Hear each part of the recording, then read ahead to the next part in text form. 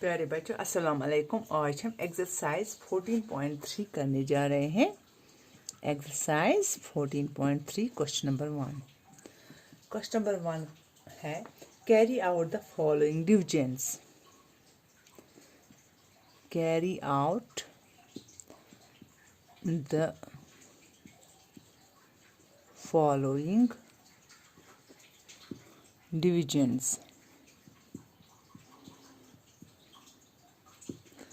Carry out the following divisions.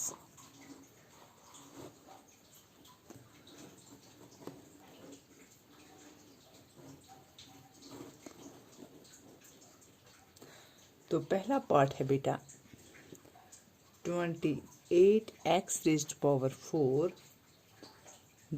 Divide by 56x, यानी कि 28x raised power 4 को हमें डिवाइड करना है 56x से। तो हम लिखेंगे 28x raised power 4 divide by 56x। 28 1s हुआ 21, 28 2s हुआ 56। तो क्या आएगा यहाँ पे 1/1/2 और x रेज़्ड पावर 4 को माइनस करेंगे x रेज़्ड पावर 1, जिसके पास कुछ नहीं होता है उसके पास होता है 1। जैसे कि हमें पता है a raised power m divide by a raised power n is equal to a raised power m minus n। ये फॉर्मूला है a raised power m minus n। तो इसी तरह हम यहाँ पे लिखेंगे x रेज़्ड पावर 4 माइनस 1, वो कितना आएगा, वो आएगा 1/2 x रेज़्ड पावर 3। 4 माइनस 1 कितना हुआ 3, 1/2 x रेज़्ड पावर 3। ये था हमारा पहला पार्ट।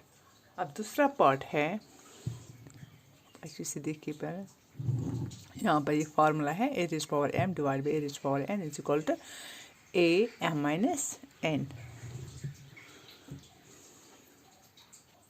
दूसरा पार्ट है इसका -36y³ डिवाइड बाई 9y²। तो -36y³ डिवाइड हम करेंगे 9y² से। 9 1s are 9, 9 4s are 36। तो यहाँ पर क्या आएगा equal to -4y³ divide by y², which implies that -4। यहाँ पर भी यही formula a raised power m divide by a raised power n is equal to a raised power m minus n। यहाँ पर क्या है ये y या चूँकि ये दोनों में सेम है y यहाँ पे जो पावर्स है ये माइनस हो जाएगा। तो वो कितना आएगा -4 3 को जब हम 1 करेंगे -2 करेंगे माइनस, वो आएगा y रेज़्ड पावर 1, वो हुआ y ही। ये हुआ इसका दूसरा पार्ट। तीसरा है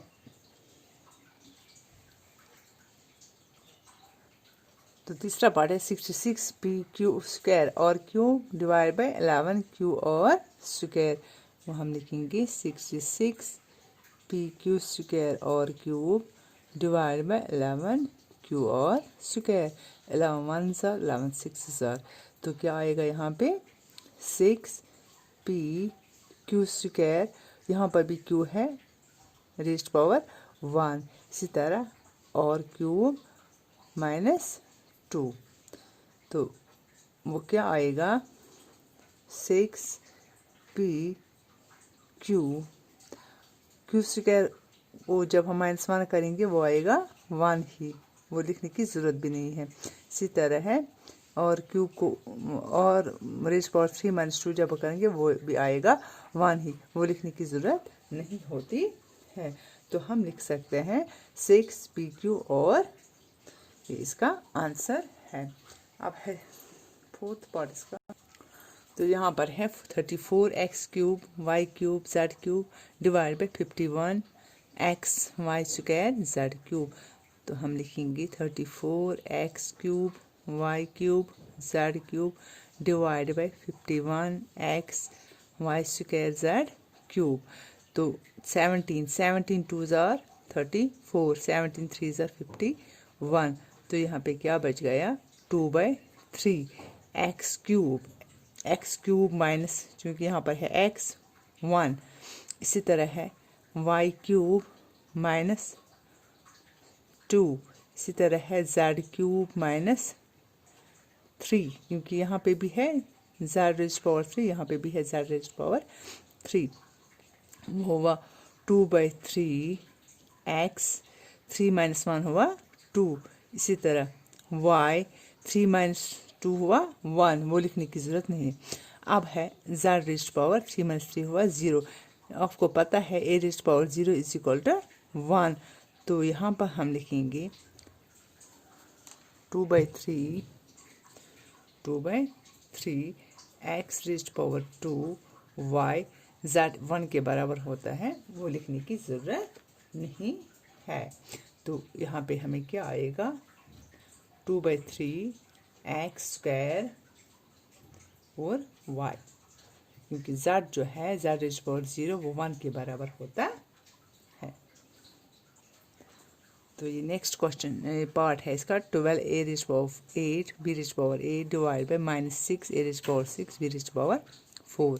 तो हम लिखेंगे 12a⁸ b⁸ divide by -6 a⁻6 b⁻4।